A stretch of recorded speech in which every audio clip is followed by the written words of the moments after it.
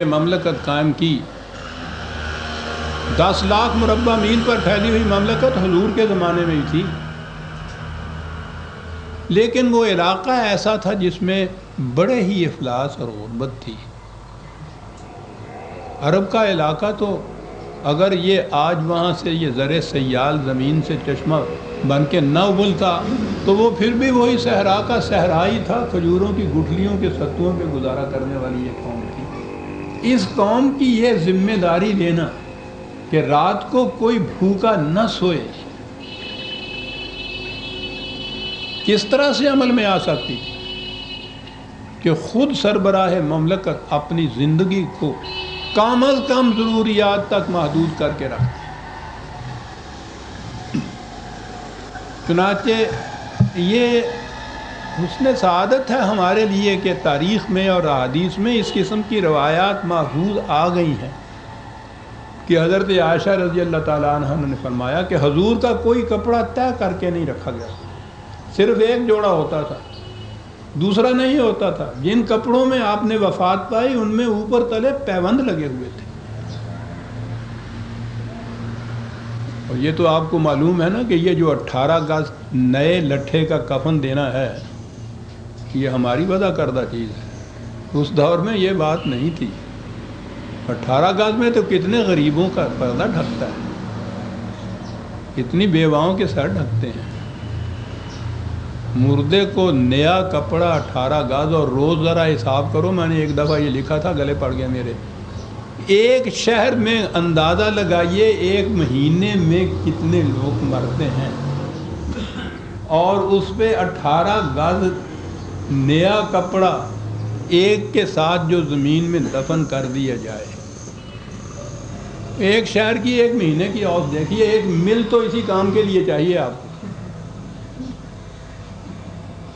زندہ جو پھر رہے ہیں وہی مردہ جب وہ زندہ تھا تو اس کے بدن پہ چیتھڑا تک بیچارے کے نہیں تھا، مرا ہے تو 18 گز مل گیا۔ جناب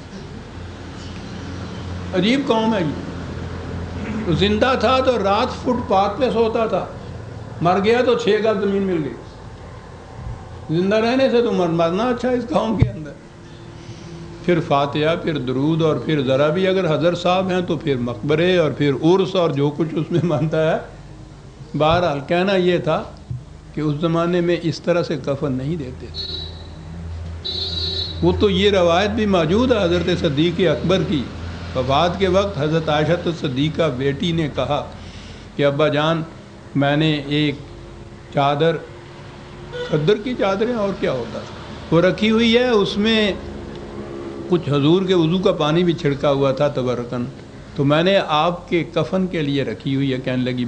کہنے لگے کہ بیٹی بہت اچھا، تمہارا جذبہ صادقہ ہے، لیکن نیا کپڑا تو زندہ انسانوں کے لیے ہونا چاہیے، مردہ کے لیے نئے کپڑے کی کیا ضرورت ہے؟ یہ دیکھو اگر کہیں میرے کپڑوں میں آلائش لگی ہوئی ہے تو دھو دو اور انہی کپڑوں میں مجھے دفن کرو۔ وہ انہی کپڑوں میں دفن ہو جاتے تھے۔ حضور کے دفن میں حضرت عائشہ صدیقہ کی روایت ہے کہ جس کپڑوں میں دفن کیا گیا پیوند لگے ہوئے تھے۔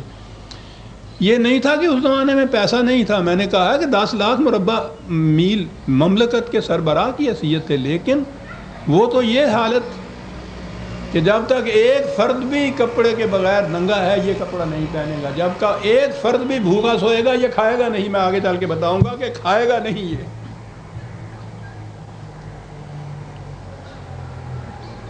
کہا جا رہا ہے کہ جتنا مال و دولت جی چاہے آپ جمع کرتے چلے جائیے، اور سال کے بعد اس میں سے ہم جو وہ 2.5% کاٹ لیں گے تو باقی مال پاکیزہ اور حلال و طیب ہو جائے گا، یعنی پہلے وہ پاک نہیں تھا، 2.5% نکال دینے سے پاک ہو گیا۔ یہ نظام اس مملکت کا نہیں تھا۔ حضور نبی اکرم صلی اللہ علیہ وسلم مرض الموت میں تھے تو معلوم ہوا کہ گھر میں کچھ دینار آئے ہیں، وہ تو مملکت کے ہی آئے تھے۔ حضور نے فرمایا کہ وہ دینار گھر میں، انہوں نے کہا کہ ہاں وہ رکھے ہیں، انہوں نے کہا کہ وہ بیت المال میں جلدی سے جمع کر دو میری زندگی میں ہی۔ اس پہ بعد حضور کو غش آ گیا، پھر آنکھ کھولی تو پہلا سوال یہی کیا کہ وہ دینار بھیج دی ہیں، وہاں داخل ہو چکے ہیں یا نہیں؟ انہوں نے کہا کہ جی بھیج دیتے ہیں، آپ کی اس بیماری کی وجہ سے ہم گھر میں پریشان ہیں۔ آپ نے کہا کہ یہ پہلا کام کرنا کا ہے، یہ دوسرا ہے میرے مرض کے متعلق جو تم کر رہے ہو، اس لیے کہ اگر وہ گھر میں ہوئے اور میری موت واقعہ ہو گئی تو خدا کے سامنے سب سے پہلے یہ سوال ہوگا کہ تمہاری یہ کیفیت تھی کہ تم فالتو دینار گھر میں رکھتے تھے اور اس حالت میں میرے سامنے آئے ہو۔ خدا کی قسم میں ایسے حضور اللہ کے سامنے نہیں جانا چاہتا۔ یہ امت کا مال ہے، میرا نہیں ہے، یہ میرے گھر میں نہیں رہ سکتا۔ عزیزان ایمان، یہ افسانے نہیں، میں نے کہا ہے کہ کل کی تاریخ ہے، غیر مسلموں نے ان واقعات کو اپنے یہ ترکہ اور ورثہ غور آپ کریں گے یا عدالتوں کے ہاتھوں میں جائیں گے تو نظر آئے گا 90% جتنی بھی لڑائی جھگڑے فساد تنازعات مقدمے بازیاں ذاتی ملکیت کی بنا پہ جو ترکے میں چھوڑ جاتا ہے آدمی۔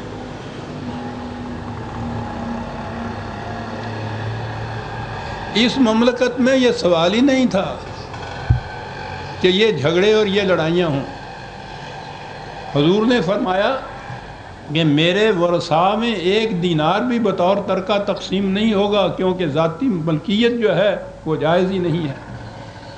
میری بیویوں کی ضروریات اور منتظم کے اخراجات کے بعد جو کچھ بھی بچے گا وہ صدقہ ہوگا، بیت المال میں جائے گا، میرے گھر میں نہیں رہے گا۔ 10 لاکھ مربع میل کا سربراہ، میں نے عرض کیا ہے کہ تاریخ انسانیت میں منفرد مثال ملتی ہے یہ اس قسم کی حکومت کی۔ آپ نے فرمایا کہ اگر قوم کا ایک طبقہ بھوکا رہ جائے اور دوسرا طبقہ جو ہے وہ اس پہ عیاشیاں کرے تو تمہیں پتہ ہے اس کا نتیجہ کیا ہوا کرتا ہے۔ اسے حضور نے اس مثال میں سمجھایا، میں اس سے پیشتر بھی ان چیزوں کو عرض کر چکا۔ آپ نے کہا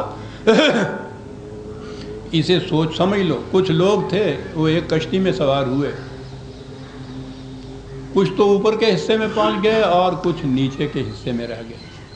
جو نیچے کے حصے میں تھے وہ پانی لینے کے لیے اوپر کے حصے میں گئے تو اوپر والوں نے کہا کہ تمہارے آنے جانے سے ہمیں بڑی تکلیف ہوتی ہے، پانی لینے کے لیے نہ آیا کر۔ نیچے والوں نے کہا کہ بہت اچھا، پانی تو بہرحال ہم نے پینا ہے، تم یہاں سے نہیں لینے دیتے تو ہم نیچے کشتی میں سوراخ کر کے نیچے سے پانی لیتے ہیں۔ آپ نے فرمایا کہ دیکھ سوچو کہ اگر انہوں نے کشتی میں سوراخ کر دیا تو پھر اس کے بعد نہ وہ زندہ رہیں گے نہ اوپر والے زندہ رہیں گے، پوری کشتی ڈوب جائے گی۔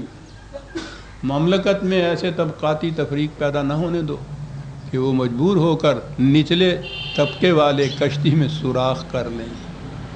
کس حسین انداز میں بات سمجھائی، کہا کہ اسلامی مملکت میں یہ طبقاتی تفریق نہیں ہوتی۔ حضور کی زندگی کے بعد دور صدیقی ہمارے سامنے آتا ہے رضی اللہ عنہ۔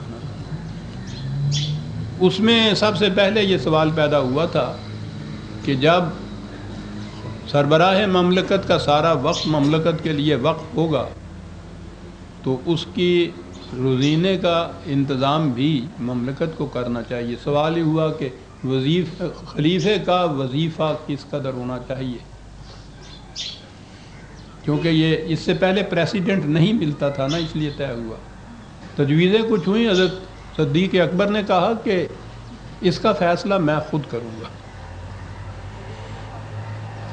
فیصلے کے لیے پوچھا کہ مدینے میں ایک مزدور کو کم از کم اجرت روزانہ کتنی ملتی ہے، تو بتایا گیا۔ اب سوچ لیجئے کہ مزدور کو اس زمانے میں اجرت، فرمایا کہ یہ میرا وظیفہ روزانہ ہوگا۔ اسی وقت اعتراض ہوا تو رفقا نے کہا کہ اس میں گزارا کیسے ہوگا؟ کہنے لگے جس طرح اس مزدور کا گزارا ہوتا ہے۔ کہا اگر گزارا نہ ہوا تو کہنے لگے سوچئے عزیزان من کیا جواب مل رہا ہے۔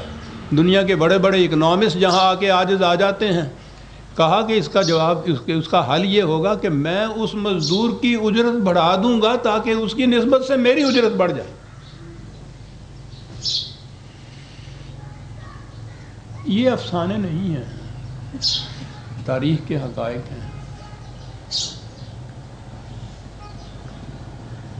ہمیں اس لیے یہ ناقابل یقین نظر آتے ہیں کہ اس کی مثال نہیں کہیں ملتی.